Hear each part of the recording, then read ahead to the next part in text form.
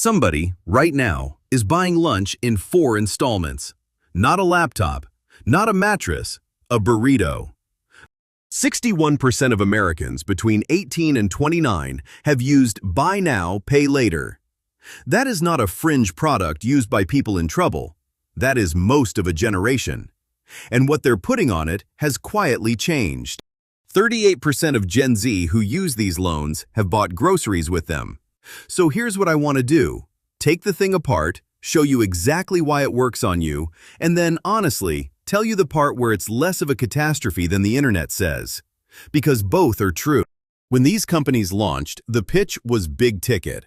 Split a $900 purchase into 4 payments. Pay no interest. Get the thing now. Look at what the category list actually looks like today. Clothing, 39%. Electronics, 34%. Groceries, 29% across all users, and 38% among Gen Z.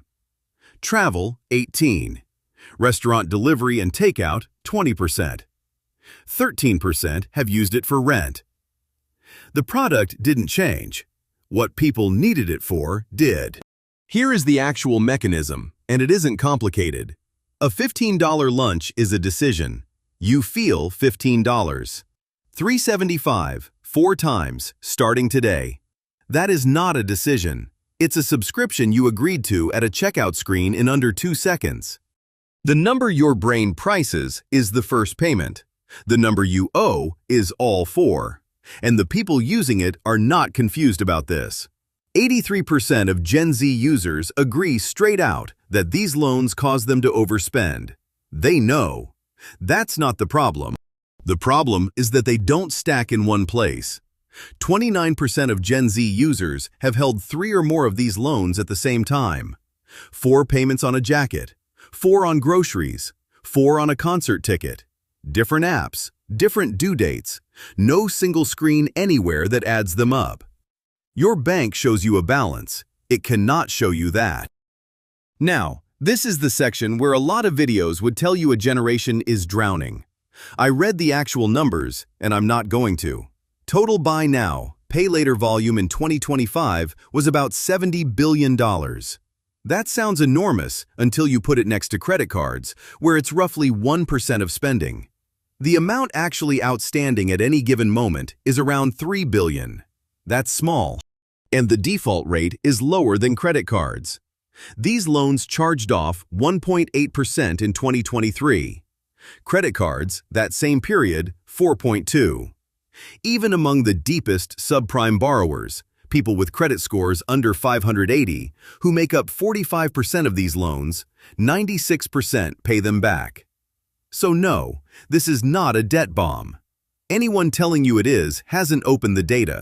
Here's what the data does say, and it's more interesting than the panic. First, late payments are climbing.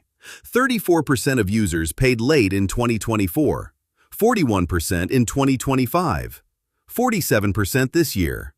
That's not a cliff, it's a slope, and it only points one direction. Second, and this is the real one, most of it is invisible. A firm started reporting these loans to the credit bureaus in 2025. Klarna and Afterpay pushed back against doing it.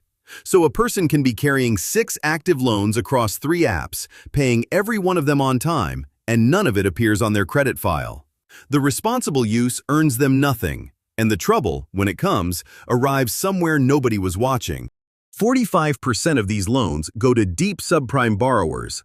Those are exactly the people whose credit file could most use the evidence that they pay things back. So the useful version isn't never use it, it's this. The 4-payment split works by making a price feel like a smaller price.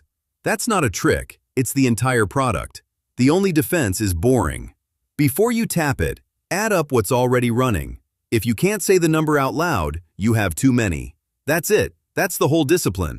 If you want a system that tracks what's actually going out instead of what feels like it is, I built the Tabletop Money Blueprint.